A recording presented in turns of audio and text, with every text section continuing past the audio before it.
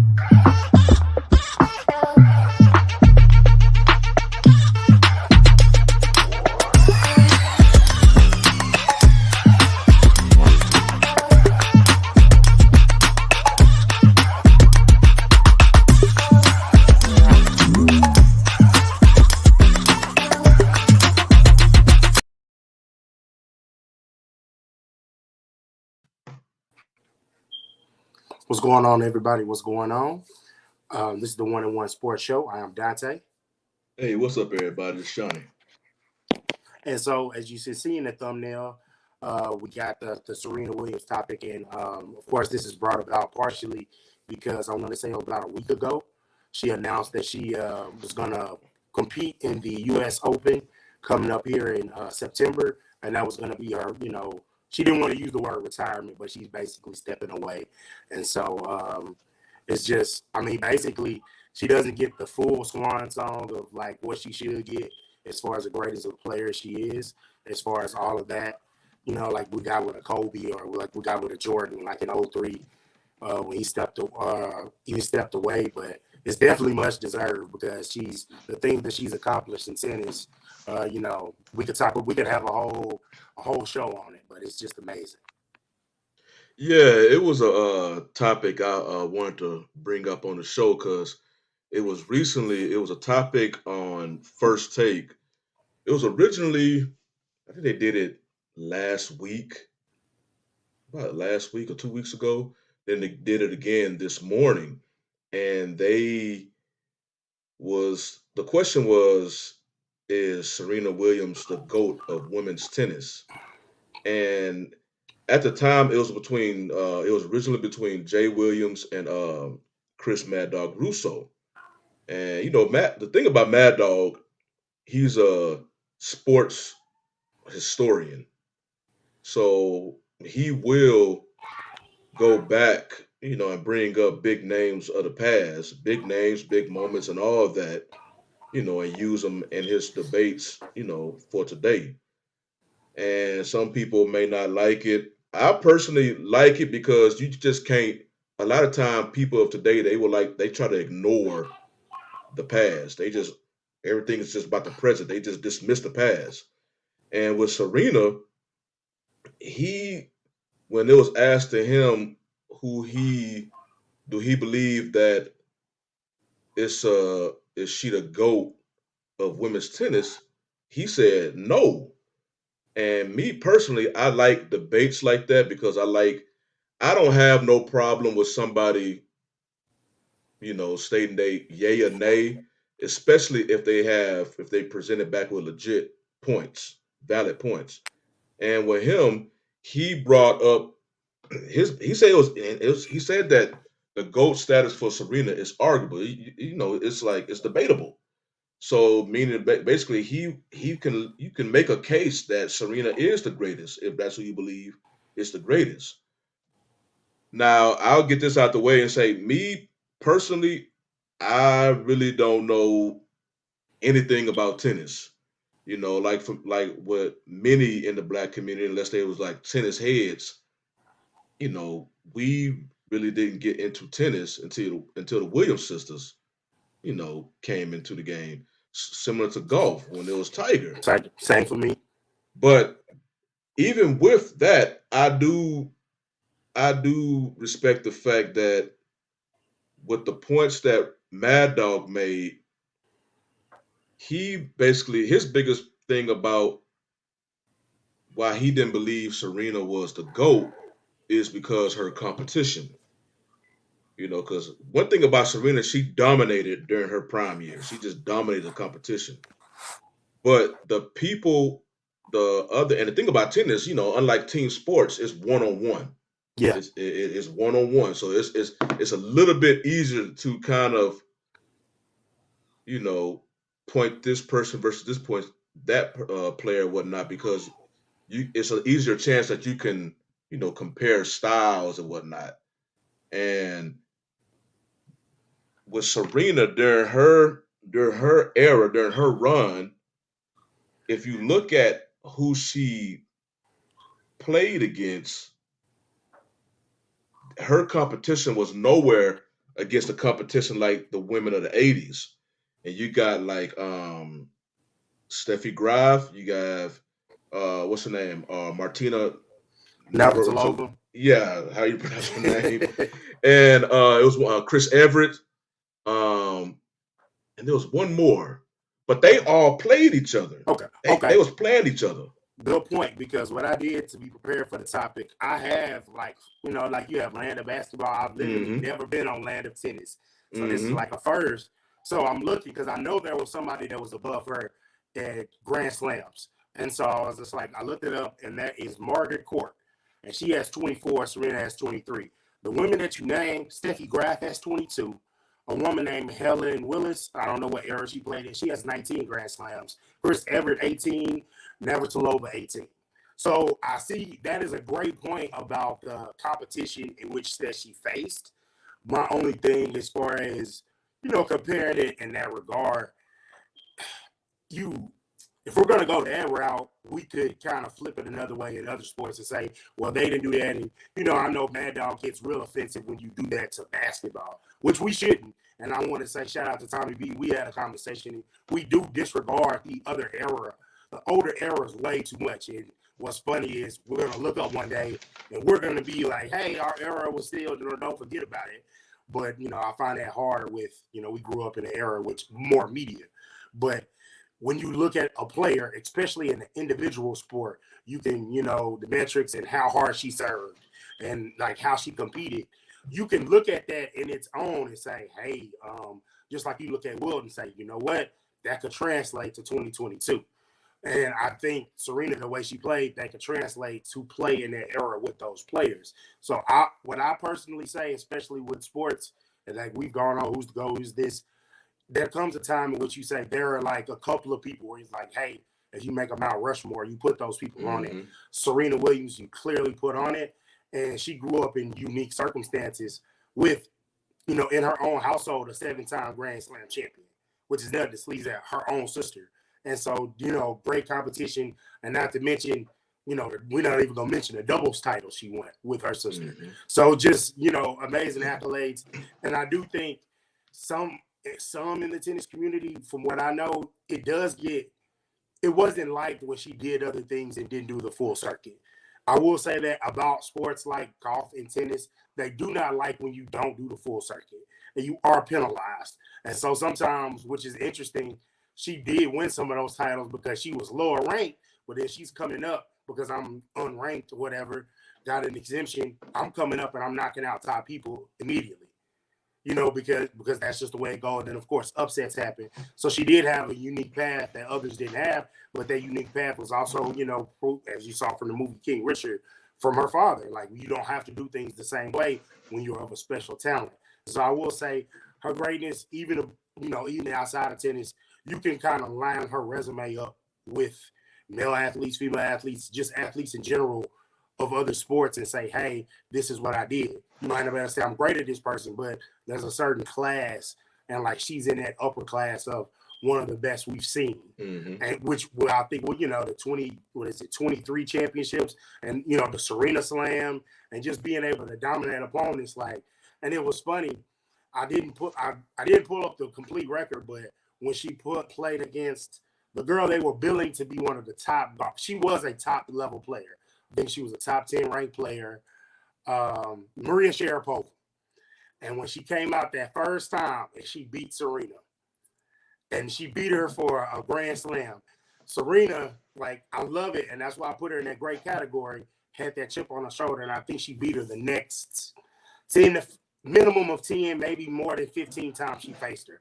And they kept trying to build it up. And I want to say Howard Bryant from ESPN, he's a tennis enthusiast, and he was just like, it's not a rivalry, guys. It's just not. She cannot be, like, she took it personally. She slipped. And and I want to say when Serena would lose, it would be because of unforced errors. And that was one of the reasons why she, like, the matches I've seen, it like those unforced errors, because she's so great, you can overcome it. And then she just wouldn't overcome it in some of those matches. But yeah, it was like, and so I get the point of that she didn't have equal, but you just have to look at it as she dominated so much in a way. You just got to give that respect. Yeah, because I look at it because, for instance, Steffi Graf, I think I remember somebody said a young Serena did play Graf at one time, but Graf was like, that was her last year, and they still split. They split their match. So that's how great Steffi Graf was. But they say Graf is the only women's tennis player to complete the Super Slam. She won all 4 Grand Slam titles, a gold medal, and a tour championship. She's the only one to do that. So if you look at that, Serena is up there in the tennis. You know how they say in football, there's a Hall of Fame, but then there's just that upper room. Upper class, yeah. Yeah. Serena, Graf, Martina, Everett, they up there. So when you do that, especially in a one-on-one sport, I can't just say, I gotta respect the ones that are on her level. So I just can't say, because the same thing they say about Serena's serve, they said about Martina's holding her body. She can counter that. She was just that skillful. So you have to respect that, okay, these are women. We're not talking about great players. They are also iconic tennis players. So, they can take each other out. So, but it was just an interesting topic when he said that, and he presented, because it's the same thing we do in boxing with Floyd Mayweather. Yeah. Floyd Mayweather is undefeated, but people said, because that's a one-on-one sport, but people don't want to, they hesitate in calling him the greatest ever because they go straight to his competition.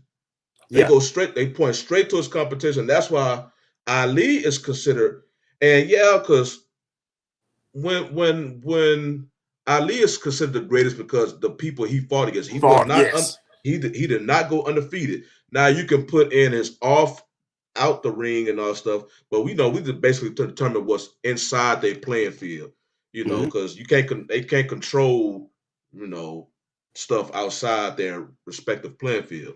But in the ring, Ali lost some fights, but he also won some huge fights against other huge names. Yeah. So that's why people will call him the greatest. And people, the same point, they'll look at Mayweather like, yeah, you was undefeated, but you didn't fight. And that's the same thing with Serena. I think the biggest competition she played with was her sister. And her sister, Venus, is not in the same level as those 3 women from the 80s era. I heard some tennis heads won't even put Venus in the top 10. So, I mean, you got to look at it. Yeah, Serena was just so dominant, but these have 3 dominant players playing against each other. Just like how Ali was fighting against other dominant fighters, Foreman and all them boys. Yeah, they gonna take each other out. Yeah, and Serena just didn't have nobody of that. Like when Serena took off for a while, I think during her, after she had a child, nobody stepped up. It's like nobody came up and like, I'm the next big thing. So it was just Serena, and she was able to do that after she was able to have a tremendous amount of success and dominance after even she turned 30. So yeah, you can look at Serena and say she's the GOAT, but then somebody from that era can make a damn good presentation on why they believe them ladies of the late 70s and 80s are up there because their resume is just as stacked as Serena. Plus, they was going against each other. So, Yeah, it's a nice debate, especially if you put two tennis heads yeah. and they going back and forth. Yeah, I would love to. Like, okay, so looking at the chat, I see that I see Maya said she's not better than Maria Navratilova or Steffi Graf, and it's one of those deals to where it is an individual sport, so it's something that you can have fun with. You can say, "Hey, Steffi Graf is right below me as far as titles. I won that," and then you can say Navratilova. I want to say she's around. Let me see how many did she have. Navratilova she had 18, so you can say she's clear above her. So if you want to look at it, for some people are like that, and I will say this because I'm gonna get to the comment about someone who said about go to sports and comparing men and women. Sometimes championships in our era, unfortunately, I want to say the era right before us started to compare championships because of the championship team success that I think Jordan had, but before Jordan, Magic Johnson and Larry Bird, because that was the Hmm. thing. I want to say I know in my household personally, as far as comparing Jordan, that was always something like the amount of championship rings were. But I think it went too far when we sometimes diminish players or we elevate them. But in an individual sport, it's kind of hard. You played the same tournaments I did. Yeah, you Hmm. had different challenges and you had different competition, but I took on mano y mano. I took that other person on and I beat them and I won this. I'm not a tennis aficionado, but I will say she deserves to be in those classes with those people. And I would say it's never a deal where any of them should say, I'm way better than this person or I'm way better than that person. Yeah, yeah, I'm partial. you can't say Yeah, they head and shoulders above the other one because you, they all in that same class. So you got to yeah. respect that as much. I feel that, and so I see that Luda Demon, you said respectfully, a woman can't be compared to a male on one-on-one sports. Well, in the situation with that, that's a little tricky because I do know Yeah, Andy Roddick was a professional tennis player, and she always tells that story where Serena smoked him. That is a sport in which, when it comes to physicality, the physicality is pretty much neutralized. It's you getting that ball, your athleticism to hit that ball, and the tennis racket. So in that case, that's not something that I think that doesn't really fly for this one. If you want to say basketball, that's more difficult, and that's a situation where I probably would not compare. Even though someone like a Cheryl Miller smoked her brother, probably smoked her hmm brother until she couldn't hoop no more. So it's that. Okay, he said she lost in a battle of sexes to a man that was ranked in the mid 200s, who I'll was make a known as okay. I'll make a reply back to that comment saying can't compare the women to the men's sports. I was like, I was, I'm not really looking at it as comparing the sports as per se as far as women and men. It's more of, The accomplishment.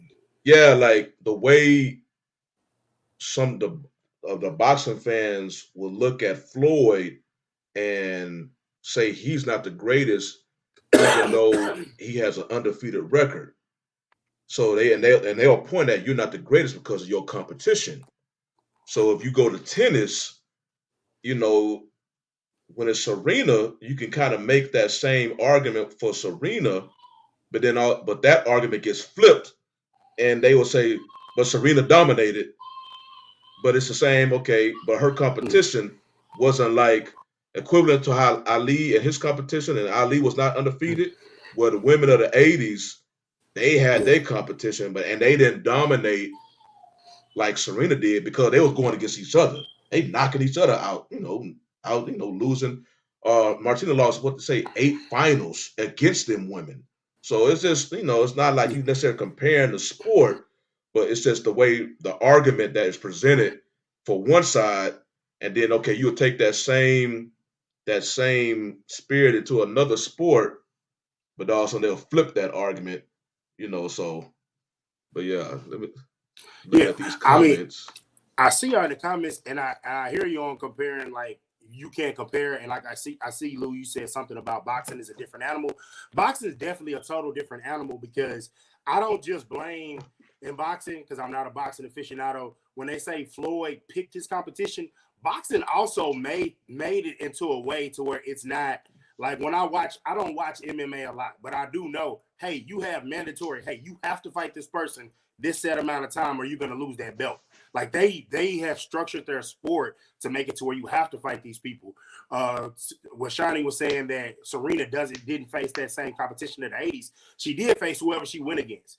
And she did when it's time for I want to say she won, as I'm looking right now, she won 7 Australian Opens. Whoever they knew that's one of her best events. You got to come see her in that event. Whoever you are, you're the hot shot. You're the established veteran. She had to come up, and she was going to come up and take that from you. And so in that regard, as far as the competition, you can't compare when you're born. Just like Wilt can't be like, man, I wish I was born, 20 years later so I could play with Shaq, so I could play with Duncan, with David Robinson, Tim Duncan. You can't, really compare that. Whereas boxing, you can, but also the structure of the sport is I can get the bag this way and pick these fights, and then I'll catch whoever whenever. Just like, speaking of boxing, we're still waiting for Earl Spence and Earl Spence to get that fight done with Terrence Bud Crawford. Like, we waiting for that to get done. We can't see that fight to see those guys at their peak. I want to say 34 and 32 and their peak. We want to see them get it in. It's been rumored for, talked about for years. So in that regard, I'm completely with you as far as comparing the different sports. But what I'll say is saying like, hey, she lost that match against the guy.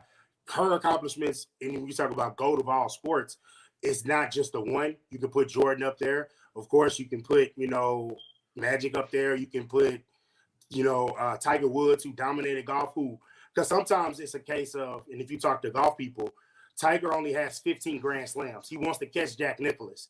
But people that have seen him play golf are like, hey, that's the greatest golfer I've ever seen. So once again, as far as just counting the accomplishments of championships or the top championships, it's not always as simple as that. It's saying it's Jack the Great. Tiger has won 82 tournaments, and Tiger has something similar to what Jordan had. He put fear in opponents. They called it and they tracked it. They tracked it to where when he was on, he used to, what did he wear? The red shirt on Sundays to intimidate, and he would, the different things. They tracked the other golfers, and they were absolutely, they would shoot worse because it was like, man, Tiger's out there. Tiger's in my group. And that pressure really got to you, I know you're saying Clarissa Shields is getting hit. It's contact sport. My argument is that because it's boxing, she is a better athlete. Okay, when it comes to comparing against being a better athlete because of the type of sport, if it's a different sport and we're comparing, that's your perspective. I'm just saying for mine, I don't put a single greatest person of any sport. For instance, I'll say is, like football takes 22 people moving at the same time. On one side of the ball, you got 11 people moving in concert. Brady has had good enough teams to where he's been able to win 7 championships. Because all the things happen to work in order for him. And the people in the individual sports, like, Jordan has been able to go to the finals 6 times and win. Magic went, he went to the Magic finals 9 times and won 5 of them. So it's like you got people, Tim Duncan went 6 times, won 5 of them. In team sports, it's a lot going on. But when it is individual, that is something that it does ground, like, just the same, it's a little more. It's very more tangible. And then when you look at it like this, and I wanted to say this, there is the Australian Open, the French, the U.S., and the Wimbledon. Hey, man, when they start and they tip off in October, hey, man, only one team is getting crowned, and everybody's chasing the Warriors. And everybody, and so you got to give it props on both ways. When you come out, it's 60 golfers or more. Everybody's chasing Tiger. All these people they know, everybody got their bullseye on Serena. Everybody got that, everybody has their bullseye on that person. So each, especially nowadays, because they got more, they have more publicity behind, there's Definitely. More just media coverage behind each respective sport. And with the Serena thing, like I say, you can make a case on either side, but a lot of people they want you just to accept what they say based on their emotions behind a certain side. But I'm looking at it like, okay, you have people, if you're going to make a case for this, like with the women of the 80s, they can make a valid case on why they believe that is. Then if you're going to make a case for Serena, you can make a valid case of why, like I say, if you're going to do that, now you're going to get to the more tennis aficionados about, they'll go to the details. And then when it comes to that, I just okay, I let them have that part. But yeah, when it comes to and then so that's between if Serena is the GOAT of women's tennis. Then if you're gonna say now if you're gonna bring it to the part where Serena is the GOAT athlete of all time, and you basically men and women, it's kind of hard to do that. And I know a lot of people when they bring up that part, it's basically you're not necessarily comparing the sports. You're looking at that players in this case, if you're gonna put them GOAT, they have to be dominant. Dominant. Their Yes. their dominance in their respective sport.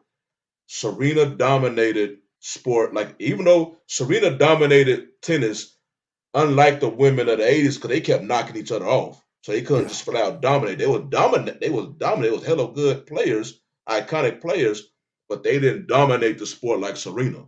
So Serena is in that conversation, just like how Tiger. I still, when it comes to Tiger, I still don't think people of today knew exactly how big Tiger was. It That dude was a monster. monster. Like they said, the bag got bigger when he came. And like a buddy of mine is he's a golf pro, and he was like, look, man, Tiger, he made a post. He was like, Tiger is the needle. He doesn't move the needle, he is the needle. If he's in contention on Sunday, everybody's watching. If he's just attached to the tournament, they're following him around and seeing what he's doing. And it's just a crowd of Yeah, people yeah. following him. Like it's amazing the way he changed the thing. And the one thing he has similar to Serena, especially to when, and it helps when it's somebody that's from your that looks like you. And so he has inspired other people that from the black community to golf, and or Mhm. highlighted it more because they were like, we know Jordan golf, but Jordan, your impact is basketball and shoes. His impact is getting people involved in golf. And you did not see golfers in car commercials. Like, yes, like you had Jack Nicklaus and different people, Arnold Palmer, that's with the lemonade. You had those different things, but that's lemonade. This is a car. This is Yeah. a car. This is a major American auto brand of him getting into a Buick. So it's just like that's a bit different with the other aspects, and with the marketing Goliath that Nike is, and having Nike with you, and it's just ridiculous his impact. I will say Serena, you can see that impact when you look at up and coming players like Coco Golf and all other players. I can't remember her name. It was right on my mind, and it slipped me. It slipped my mind. Sloane Stevens. Sloane Stevens is one, and another. I'm trying to think of her name. The one that is she's coming up, and she's been a big mental health advocate. If that Naomi Osaka. Naomi Osaka, yes. And so you got those people that she's influenced, that you're starting to Hmm. see that impact.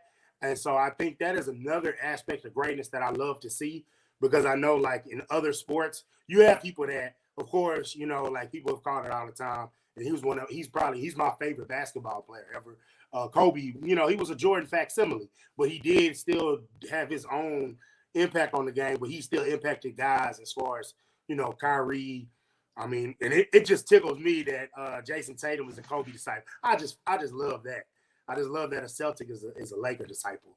But so that impact, that really means something, and that ups your status as far as how I look at you as an all-time great. Because sometimes some guys, and then some guys, you can impact the game, but I just can't do what you do. Like you are seeing, like internationally, Luka is one of the up and coming best players. His favorite player was LeBron.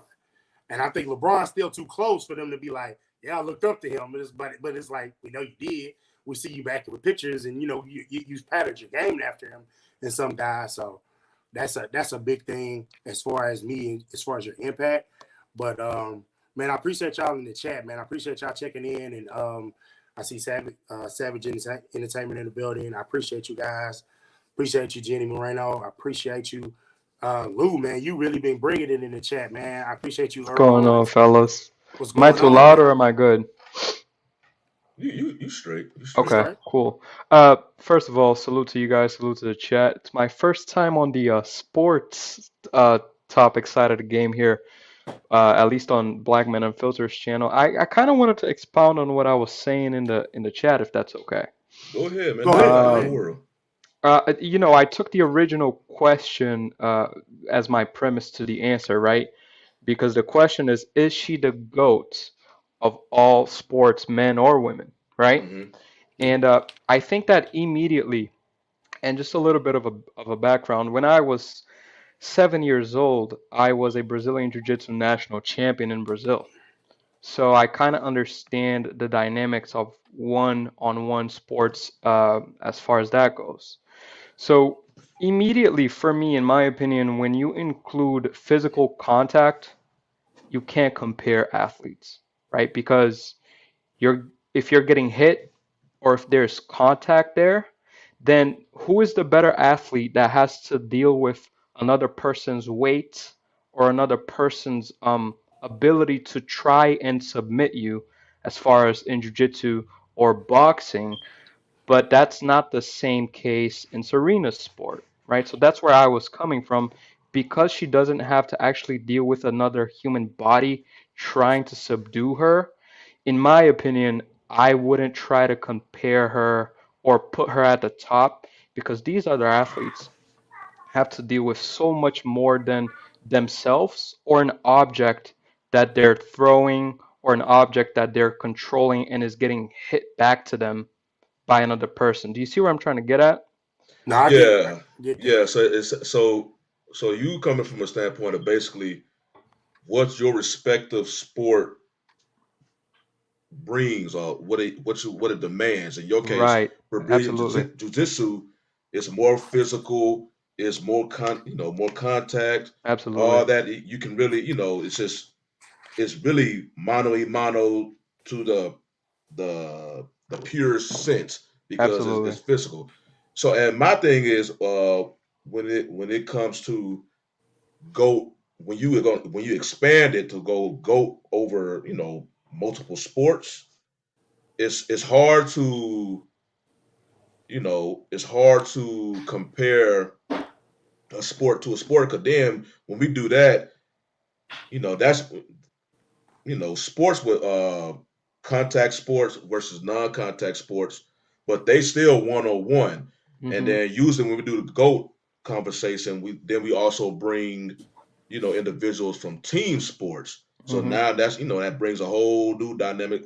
So basically, the way I look at it is, okay, if you're a GOAT if you're gonna be in this all around GOAT conversation where we comparing multiple sports, I look at it, okay, the dominance in your respective sport. So if there's a just a dominant name in Brazilian Jiu-Jitsu, they will be up there. There's a dominant name in tennis, with women's tennis. In men's tennis, there's three dominant names. And So for what you're each, saying is you don't cross-reference them at the top, you leave them at their respective sports at the end of yeah, the finish line. yeah, because it'll be Okay. impossible to compare, sports can now, because basically each sport demands a certain, workout per se. Like if you're a Right. swimmer, your biggest thing is you need to focus on your shoulders and your chest and all that. Football, they focus on the total body as far as getting explosiveness. So your sport determines the way you have to groom your body. So, a football player, they may be better doing this, the same as a basketball player. Of course, a physical contact player, of course, they're better with the ground and pound or boxing or what that may be compared to a tennis, who they got supreme cardio because they running back and forth the whole time. So it's just, you get to like a weird atmosphere when you try to actually compare each sport on there, as they are. Now, Sure, sure. I from studies, I see you saying it of MJ is the GOAT of all sports. I feel like for me personally, if you weren't here when I said it, I'm the similar to Shani. I put you up there as far as you may be the best individual from your sport, but I don't just put anyone over it. We did ask the question to see what you thought, so I appreciate you checking in. Hmm. But as far as Jordan, the one thing I'll always say, as far as his sport, he does get the credit for going 6-0 in the finals. And nobody ever growing up, they never mentioned. My father never mentioned Magic Johnson winning Finals MVP. He never mentioned Worthy, and he never mentioned Kareem winning Finals MVP. Jordan made it a thing where if you're the best player, you get the Finals MVP. And I know we're not getting into the the GOAT debate with Jordan thing. We did at that. I want to say a while back. But what I will say is, in his sport, you can make an argument for other people right there next to him in that basketball. So I can't really say, hey, he's definitely a GOAT of all sports. I can say he has a claim. I can say Muhammad Ali has a definite claim because of what he has meant to boxing and what he did, and how difficult any boxing division is, but definitely the heavyweight division. But I want to say someone that should get up there as far as the greatest of their sport. He dominated at every level, and that would be Kareem Abdul-Jabbar. This is a stupid question, but is there a weight class in a tennis? No. Okay. See, if there was, then that's one conversation. But because there isn't, and I'm not trying to be facetious, but that proves my point even more now. Because boxing and all that, you know what I'm saying? Like the weight classes and all that, you have to make weight and qualify for that. Like before you go into that fight, it's draining, right? So I don't know. I guess tennis is a really weird sport for me. Not So sure. Lou, let me ask you this question: when it comes to, especially within the same sport, and you trying to determine if a certain individual is the GOAT of their sport, do you place a lot of weight on competition? Right. Who you are going against has a big, at least in my opinion, that's a big percentage of how good you actually are, right? Because, for an example, Pele, right? When Hmm. Pele was dominating soccer, the competition wasn't really trying to do what he was doing. That's the same conversation us Brazilians have with Pele and Neymar, right? Because in Neymar's era, everyone is doing the little tricks, everyone's doing all that Pele was doing. But back when Pele was playing, it was a more European style of soccer where it's just a passing game. There's no, fancy drills or a backflip kick or something like that. So yeah, who you're going against really has weight, in my opinion. And I agree with you on that one. And that when we was talking about with the tennis with Serena versus the women of the '80s, they had the competition because they was knocking each other out. And Serena, she Right. was just so dominant.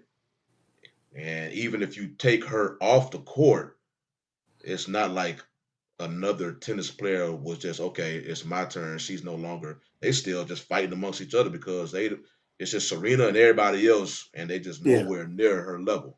Right.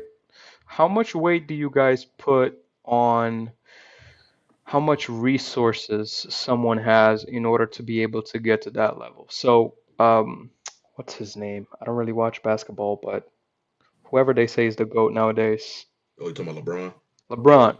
LeBron says he spends, I don't know, $250,000 a year on his body, right? Yeah. He spends a lot. He spends a Yeah, lot. something crazy. So how much weight do you guys put on that? Because someone can be a lesser or I guess a more talented player, but not have the resources to put into their body. How much weight do you guys put on that? Because if Serena's number one, is she making most of the money? Yeah, Yeah. yeah, She yeah. she Right, makes she makes a huge amount from her off the court with Nike, her Nike deal and other ventures. But it's actually something to look into because I know it's been mentioned. What's going on, Poppy? It's been mentioned on I want to say a podcast I listened to with Monty Jones. He had mentioned it that as far as in the world of basketball, you don't see a lot of guys making it from to the top level from like it used to be the nothing to something type, the LeBron type of situations. Where he right, was a guy that didn't come from means. He didn't come, and he made it to be the number one overall pick. When you watch the draft picks now, you are seeing the sons of former athletes, and you are seeing people right, from more affluent backgrounds. And from my brother playing AU basketball, it does get pricey, and there are some teams and there are some trainers that you can get, and so you are taking people that might be in another era without that training, they might not be mm-hmm, somewhere. What's going on? absolutely. And then you get them built up. So that is something that I think we're just starting to look at. But I think as far as the lower levels up, it's something in the next 10 to 15 years that is really going to be seeing that. Man, these people these guys are from affluent backgrounds. Are not affluent, but definitely not. that's why you don't get, a certain, like Dion has made this about baseball. You don't get, the black demographic because they are priced out. Baseball is a sport that at the lower levels you are priced out. So I add all of those things as far as competition, means, and I put all the different factors into how good a player is and how I weigh it. And that's why I can never just say one person is the best of all sports. I think it was Primal Study said in the chat, about a Mount Rushmore of the sports and things like that. And I think that's probably the best way to do it, is just to get, to get your different people from your MMA, your martial arts, your boxing, and, because I know if we get, Mandrell in here, we talk about boxing and get that. I would love to get, like, who do you think are the different boxers and the different something? So, Lou, I appreciate you, man. We might actually, Shani, we might need to do that as a topic one week. Just the whole GOAT of all sports, or Mount Rushmore. Mount Rushmore. I think that was the suiting to give everybody that equal credit. So I appreciate you coming in, Poppy. What's going on, bro? Yo. How's everybody doing? What's up, man? Doing good, man. Doing good, man. How are you? Yeah, man, just getting free, finished doing home with my little kid and stuff like that. So I'm barely got some me time now. I feel that, it's back to school. We gotta do that. Hell yeah, man. Shit is annoying. So Shani, we did have a couple other topics coming up. I wanted to know what you wanted to get into, because we can get into college football because they just released the AP Top 25. You said 0 week is next week, but we also got the NFL is it's not inching now. Now it's rolling. Like, we about to get to that second preseason game. There's only 3 now. And so, we got some different topics. So let me know where you're trying to go with it. Well, I want to go. So we have roughly about 35 minutes left of the show. Yep. I want to get into a couple of the topics. Nah, forget that. I want to get in, because that'll be a good one for next week. I want to get on this NBA topic about player empowerment. I want to get on that one, because I think that one can go. So my thing about, because I know it's off season with the NBA, football season about to kick up for both college and NFL. But hell, oh well. So the NBA, the question I have for the NBA is, with everything going on in the NBA today and all that, has player empowerment harmed today's basketball? And a lot of people will say LeBron started the whole player empowerment.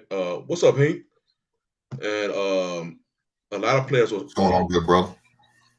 Nothing, man. Nothing. Happy you joined the show. And yes, sir. They will say LeBron because he went from Cleveland to Miami, but that was just basically on player free agency. He didn't force his way out of Cleveland. He did his contract in Cleveland, became a free agent, went to Miami. Now it's to the point where, it's players clearly in the NBA, and you're starting to see this a little bit in the NFL.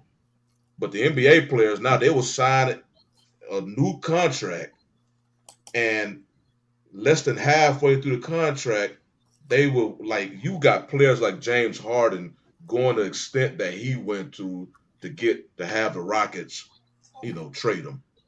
And now you have Durant, who just out, the ink barely dried on his contract, and he's also trying to demand a trade out of Brooklyn, even though he is currently on a team.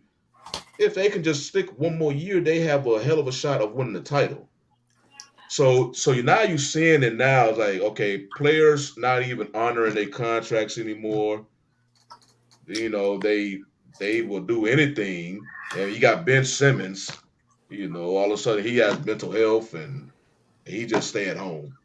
And then, it's just getting, and now it's to the point now, especially in the NBA, well, because of all of this, and I'm not even going to get into Kyrie, they're going to pay for it in the next CBA negotiations. The owners are just sitting here jotting everything down because they just took it to, they just took it to the extreme. So that's my question. Do you think in today's NBA that player empowerment has basically, I don't want to say ruined it, but they definitely, you know, damaged it in a way. I'll start, and what I'll say is this, and I'm glad you mentioned it off top about LeBron, because LeBron simply, and I want to say, I won't take all the credit. Colin Cowherd is somebody that mentioned this all the time. If you're the best at what you do in any other thing other than professional sports, you don't get drafted to go somewhere. Like, nobody wants to just go to Cleveland. But that, you know, that's who had the number one pick. That's who drafted him. He spent his time. He spent his 7 years. And what I always say about guys is, when it comes to the player empowerment, if you play out your contract and then you sign a free agent with someone else, that is your right. Just like in your career and whatever you do, if you decide to go somewhere else for a better opportunity to work with better people, that's your thing. You know, even if you go to a rival company like a KD did when he went, you know, right over there to Golden State, a team that just beat them. So, like, in that aspect, and LeBron never demanded a trade, but what he did in the player empowerment in a negative way is star players always get, hey, what do you think if we get this guy? Every level they thought, hey, what if we get this guy? From Jordan to Magic, everybody gets that robot. LeBron took that power at Cleveland when he went back because he couldn't get it in Miami because of how they treated him, and they wanted him back so bad. So he got that power, and ever since he amassed that power, he got it in LA too, you know, for better or for worse. So in that regard, it's good to have the influence, which you also see with Russell Westbrook, getting him over the other trades that were submitted. It was a bad play. These guys are taking it from, everybody blames LeBron. LeBron never did what Kevin Durant did. That is the negative side of player empowerment, of just, we gave you the power, you didn't like the outcome, and it's going to lead to some big changes. Ben Simmons and, you know, James Harden, what they did, it's also going to be all notated, like Shawnee said, and that's the negative side of it. But a guy playing his deal out, or a guy like Anthony Davis saying, you know what, and nobody looks at it this way. Hey, bro, I gave you 6-7 years of my time in service, and you haven't been able to build a competitive enough roster. No, I'm leaving. Everybody takes that first bag. That's the biggest bag you've ever seen. So after you play 4 years, you sign that next deal, and then if it doesn't work out, you ask for that trade in the final year, or you walk for nothing. That's what the Mavericks are going to have to do with Luka. They're going to have to build a winner to make sure that he doesn't walk and leave. So player empowerment can be a good thing, because I ain't gonna lie, everybody will get up here and say, man, player empowerment sucks. But at your job, if you could do what KD and them do, you would do it. But since it's not you, it's, you know, it's you know, you get upset with it. But I feel like, hey, it's something that it just needs to be, they're gonna put some reins on it to control it better, because all the sitting out or gaining weight, because it's kind of like karma hit James Harden. Yeah, you put on that, because he didn't miss games at Houston. You know that, Shawnee. He was an Iron Man. He was an Iron Man. He was a big body. He was an Iron Man. He did that, and ever since it's been problems. Also that in the partying, but it's just like, come on, bro. It hit him. I hope it works for him in Philly, but all that sitting out to get traded and that kind of stuff, them games got to stop. You got to go ahead and say, hey, I don't like this situation. Handle it behind closed doors. People talk about Melo. Melo handled it the right way. Talk through it through your agent. Go out and play. Deny the questions.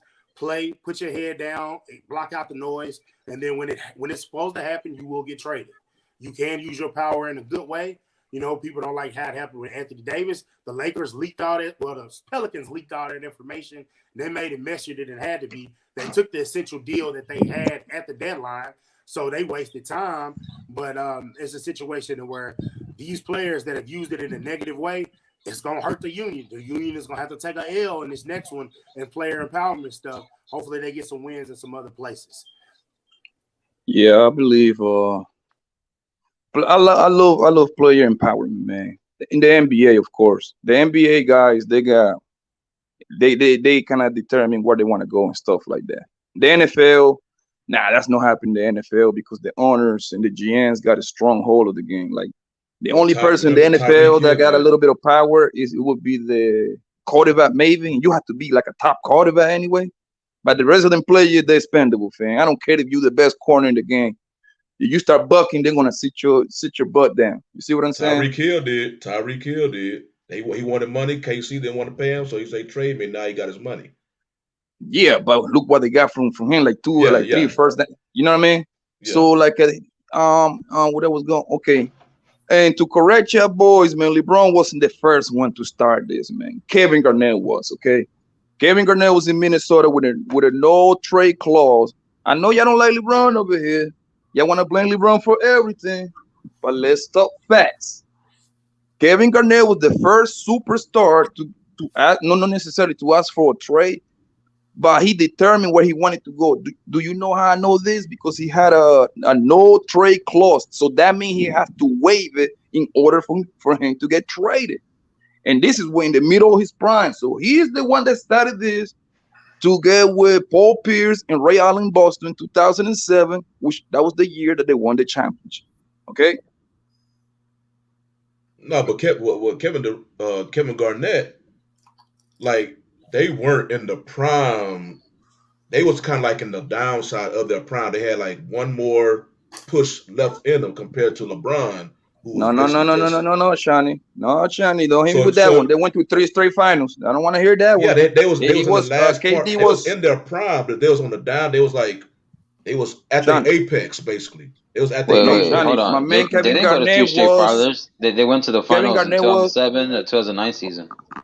Hold on, Kevin Garnett was around 28, 29 years old. That's like a prime years to me. Compared to LeBron, who was what 24? Well, like he probably was like what 25 maybe. 25? Yeah. 24, 25, somewhere in there. Yeah. Well, But to me, LeBron tried. Let's keep it above. Nobody was coming to Cleveland, but he wasn't the first. That's my point. He wasn't the first to start doing it. Yeah. well, it goes before Kevin Garnett, man. Y'all need to go a little further back, man. You got to talk about the days of when Darryl Dawkins, you know what I'm saying, in his time. Philadelphia. You got to talk about their time when that man sit there and said, "I'm not going to play college ball. I'm going straight to high school." He was the first one to do it. That's called player empowerment. He controlled his own destiny. I'm going to court. I'm suing the NBA, and I'm going to play in the NBA. I'm not going to college. I'm going straight to the NBA. It started back then, right then and there. To me, that was player empowerment when he made that power move right there. Now, did LeBron and them do it better? Yeah, because they demanded more and they bargained and they made some deals other than that. But as far as individually, player empowerment started back then. Hey, that's a Yeah, hell of a point. you can find some. Yeah, you can find some examples of players showing some type of player empowerment, you know, throughout their respective sports history. It just seems like in today's time, it's just like everybody just like it's like you already got the issue of players not really taking the regular season seriously. So that's why the NBA now trying to create all these different type of tournaments now to try to put some more value in the regular season. Unfortunately, you had Coach Pop who started the whole wrestling thing. So now players want to, so it exists back then, and it got turned up to the extreme now to the point where now owners are going to make a hell of a point in the next CBA, agreement to do something that's going to actually kind of take some of that power away from the players, just because it just got too extreme now. Well, to me, I tell you what they probably should do. It's just take the top 16 teams, regardless of the division, regardless if it's in the West or the East. Just take the top 16, let them play. The hell with that. The best team wins. That's what I would do. I mean, you want to make it more interesting, more better. Now some of these other teams that's getting in and they a fourth seed, yet they 10 games under 500 in the Eastern Division. Yet they able to get in. That's some bullshit. Let the top 16 team go and let them play it out. So I got the reverse idea, Hank. If that means all 16 come from the West, so be it. I got a reverse idea, Hank. I would like the first 8 teams. That's it, to make the season a little bit shorter and more interesting. Actually, that would put the regular season more focus. But that's what they're doing now. The top 8 teams of each division going right now. That's what it is. No, I'm talking about 8 teams overall. 4 from the West, 4 from the East. Okay. All right, Steven. I see that you said that the consumer has power and they're not watching. Okay, I know the NBA ratings have dropped, but these TV deals show that people are watching basketball, and it's not just what we're watching in America. It's a global game, so people are watching, and that's how these players are getting these deals. Like I've said before, if you was at your corporation, wherever you work, maybe you're an independent contractor or maybe you own your own business. If you could make those decisions that these guys make, you would. I do think from some fans, it is a little bit of resentment and jealousy. Because if you looked at the teams that they had in the 80s, because I know it was a few less teams. If you look at those, like those 86 Celtics, that was all-time great. If you had teams like that put together, but they're put together by the players instead of the organizations. We are a mentality and a society that we're okay with this person being the boss and putting this stuff together. But if this person, this 27-year-old or this 30-something-year-old says, you know what, hey, I got an agent that I put in position because I had a great career and, and I'm coming up and now he's made his own agent. Chris Paul has made his own deals and situations or whatever, too many to discuss right now. But he's in the position with Clutch Sports to be like, all right, we're going to move this player is here. You got guys that want to sign a free agent the next year, and they're signing him, a guy on Clutch Sports to kind of give the team a feel out to see what happens. That's what happened with Kentavious Caldwell-Pope, and that's what happened with, I want to say DeAndre Jordan. He was the person to see, was New York a good fit for KD and Kyrie, and, they went to the Nets, and we all know how that ended up. Not saying that. I'm saying we need to. Okay, you're saying we need to stop this as far as the player empowerment. I'm not with, hey, I'm going to get drafted. Okay, Charles Barkley is the ultimate example of you get drafted, you go somewhere, and then, he went up to Phoenix, and he might have went to Phoenix a little too late, per what he says. But if the organization isn't giving you what you need, you should go somewhere else. There's no need to be, we don't mention Dominique Wilkins nearly enough. Ain't no reason why we don't mention him enough. He didn't win enough. He absolutely didn't win enough when you had your contemporary. Like he went toe-to-toe with Bird, giving him buckets, but you're not remembered as far as your legacy because in basketball, one person can change so much. So, yeah, I want to go get known. KD kept hearing the chirp, and he said, screw it. F it. I'm going over here with the Warriors. He got his 2 rings. It didn't get him what he thought it was going to get him, but he still got the 2 rings to the 2 finals MVPs, the 1 MVP, and all the scoring, and now he's trying to figure out his next play. But you just don't want to be – you want to be in that upper room. While Barkley is in that upper room of one of the – there's 3% people better than him in basketball in his era. Maybe. I'm just saying 3% being that might be too high. But we want to be in that upper room that I got rings, I got MVPs, I got finals MVPs, and all NBAs. Nobody wants to get put in that. So, no, it's not going to stop. Put the onus on the organizations to be better. That's the side of player empowerment we don't talk about enough. These sorry ass organizations. Look at the Pelicans. Look at what they did. You had back-to-back number 1 picks, Anthony Davis and now Zion Williamson. Now with Zion, that's a little bit on him. He got to get in shape. He got to be available to play games. But as far as Anthony Davis, look at the draft decisions they didn't make and could have paired with him, like a guy like the Jamal Murray. You took Buddy Hield. It just certain deals. Oh, you made this deal for DeMarcus Cousins. He got hurt, unfortunate. But look at all the other deals that you made that were subpar. Look at what Cleveland did. Cleveland could not make enough deals to get LeBron. He played his 7 years. He left. So now, player empowerment is here to stay, but it does need to have some restraints. I'm with that. Mm-hmm. Hey, go ahead, Marcus. I'll see you joined in. I want to hear your thoughts on it. What's up, man? Let me get out of the putting some meat on the grill. My bad. What's up, people? What's up, man? What was the topic? Trying to hear you about yeah, go ahead. Oh, no, I was gonna say the topic. Yeah, yes, sir. Oh, we're just trying to see. Do you believe that player empowerment in today's, in particular NBA, but has player empowerment in today's NBA, has it somewhat, I don't want to say damaged, but kind of spoiled some things in basketball? Yeah, I get what you're saying. Like, I'm all for the player empowerment thing, but at the same time, it's like, are you getting your money's worth with that player, depending on the player, right? Like, if the player is literally carrying his team on his back and carrying the team without no help, without no other additional, like, players you're trying to get in the rotation, then I think, yeah, you should compensate them. But if you have, like, a decent stacked team, and they keep, coming short every freaking time, like the Clippers did that, right? Clippers did it for a bit. They had a stacked team, and they fell short. You thought the Rockets were going to do it, but then I'm not trying to count the Chris Paul one because Chris Paul got hurt, right? So they did great. Who knows what would have happened if Chris Paul didn't get hurt that 2017 season. And then you got, players like Luka, you got Trae Young, you got John Morant. Even though they're doing great individually, they need a little help. So, I'm all for player empowerment at the end of the day, though, just as long as you make sure it's worth the buck. That's it, though.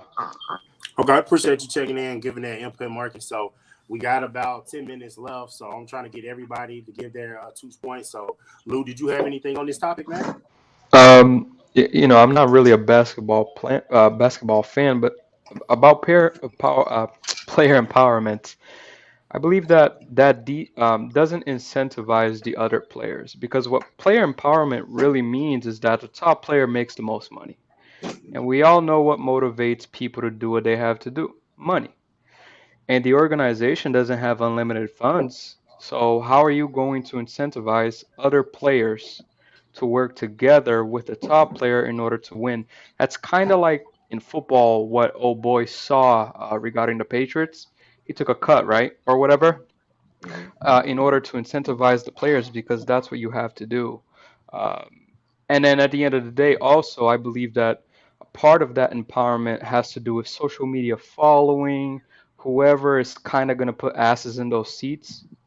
You know what I mean? So I think it can be a problem when you look at it that way. That's it. That's it for me.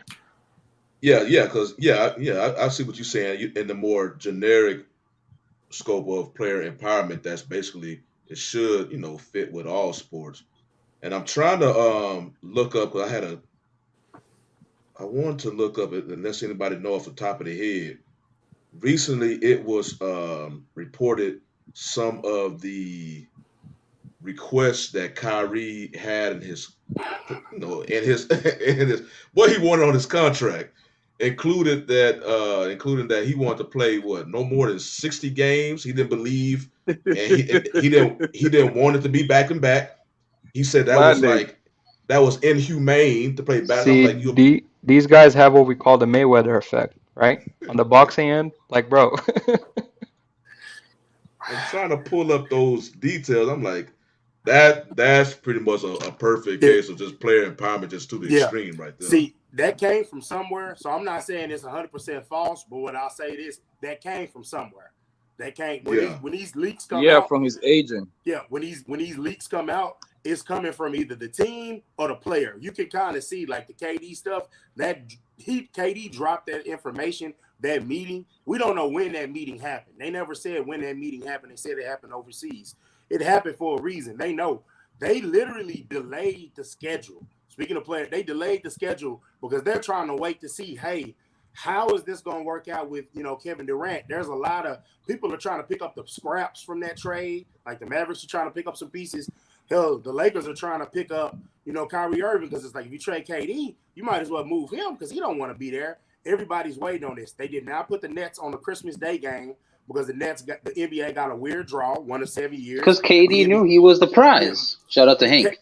KD knew he was the prize. he knows what's up. But also the NFL is, going to play games on Christmas, so they know they're going to lose the ratings, so they only putting the big dogs. So they got the Luka going up against LeBron.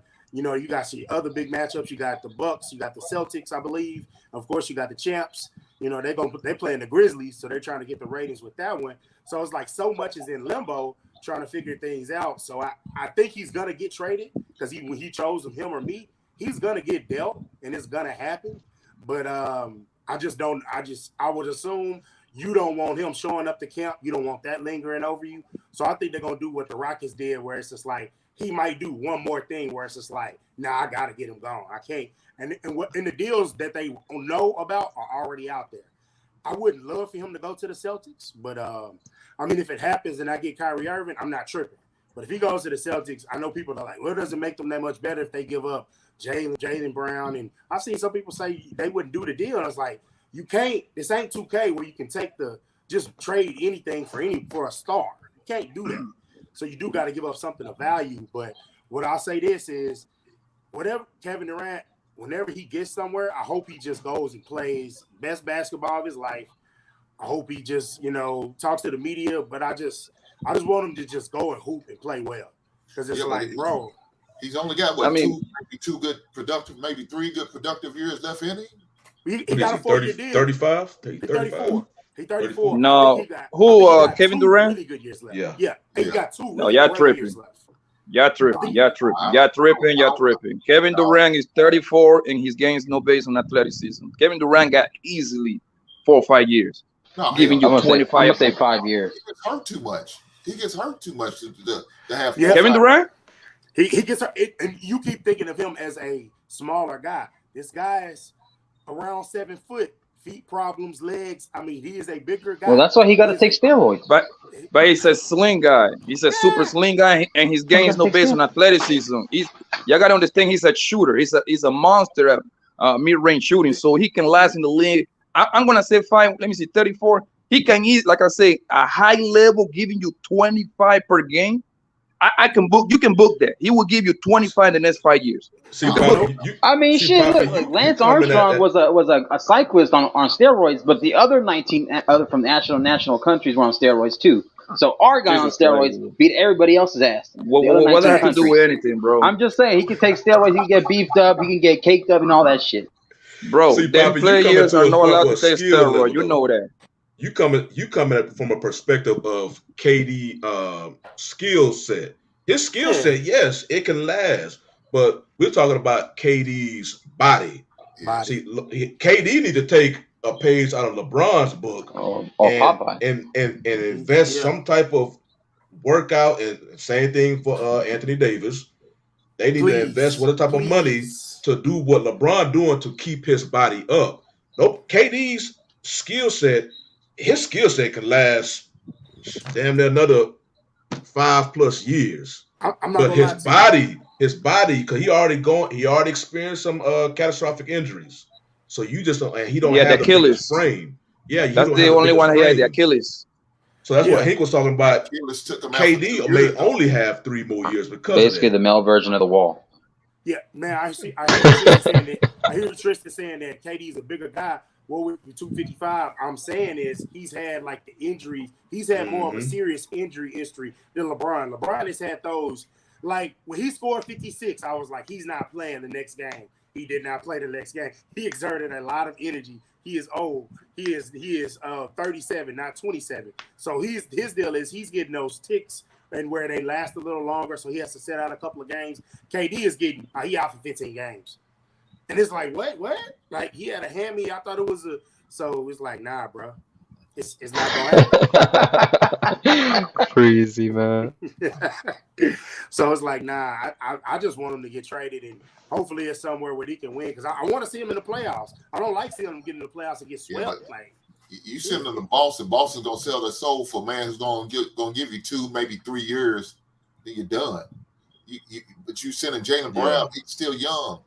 You know, they still young. They still in their early 20s. But Jaylen Brown ain't on the level of Kevin Durant, though. Of course they ain't. Nobody is. They not there, but Durant's not going to be at the level of Kevin Durant here in a couple years. And if we be honest, you asking him to play like this for 5 to 6 years, he's not going to be able to do that. He can do it, bro. He can do it. But his health won't let him. You got to understand when people trade for this kind of. I can see you. This kind, when you trade for a player like Kevin Durant, you would never get equal value. Like, yes, Jaylen Brown is nice, but he would never in his wildest dream would be Kevin Durant. Let's be honest. That's blasphemy. But that's no blasphemy. That's the facts. He's gonna give me 70 something. No, not what you said. He only gonna give me 50. Exactly. Like Kevin Durant is he's already been put in the top 15 players of all times for a reason, bro. Jaylen Brown is not in those kind of talk, brother. Yes, so nobody's comparing the accomplishments of the 2 players. What Hink's basically talking about is if you're gonna trade a young, healthy Jaylen Brown for a KD, I will. Okay, I hope you win that championship this year. Because if you know the NBA word is you win right now and then you figure it out later. Jaylen Brown, he showed you in these finals that so you will trade your teams. The Nets the past 3 years. Did you not see that? I mean, I see Kevin Durant dropping 50 pointers on Milwaukee last year, and because of his goddamn, he wore the wrong shoe. He didn't beat the goddamn Milwaukee Bucks. That's what I see. That was 2 years ago.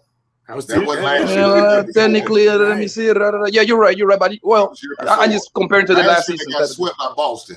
That same Boston team you want to give up Jaylen Brown for, so his ass can go over and do the same thing and lose, just like Kyrie went over and lost. So let's switch. Hey, Poppy. All right, fellas, let's switch up Kevin Durant and Jaylen Brown. Do you think Boston will win the finals?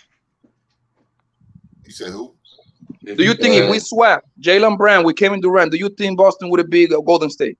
I think it would have been a Game 7 series. You got to give up more than just Jaylen Brown. It's not going to be player for player. You want to they going to want a first-round draft pick. I mean, shit, like Curry won a championship before and after without they Kevin Durant. 3 players total. So now you might have to give up Marcus Smart, Jaylen, and somebody like maybe a Williams or, I don't know. Don't nobody care about Williams. So nobody care about Marcus Smart either. I will give them up for Kevin Durant. That man is that great. And see, that's what the Nets did, and the Nets got nothing out of it. What I'll say, they signed him as a free agent. I don't think they gave up nothing for him. But they trade for what's that? Your boy Harden and Kyrie. They signed. I think they came both free agents. Kyrie was a sign and trade. Yeah. No, I think it was a sign and trade, but it might have just been one of the situations where they decided so you wouldn't lose them for anything. But as far as trading KD to the Celtics, if they keep Tatum, even though KD is on the downside, Tatum is still going up. So I still don't think it would be a horrible trade. So I know we got to wrap it up here. I appreciate y'all with the passionate debate.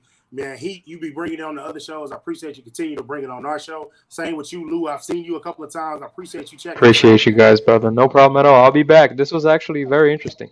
That's what's up, man. Of course, as always, Marcus and Poppy, I appreciate y'all coming through, man. Yes, sir. It's a 1-on-1 sports show. We're going to get back on the football next week, but we had an interesting topic. I appreciate y'all engaging with us in the chat. We really appreciate that. Shiny, come take us on, man. Remember, man, you the prize. Same thing what Dante said, man. I appreciate y'all again for joining us. It was a good debate. See y'all next week. Stop saving these hoes.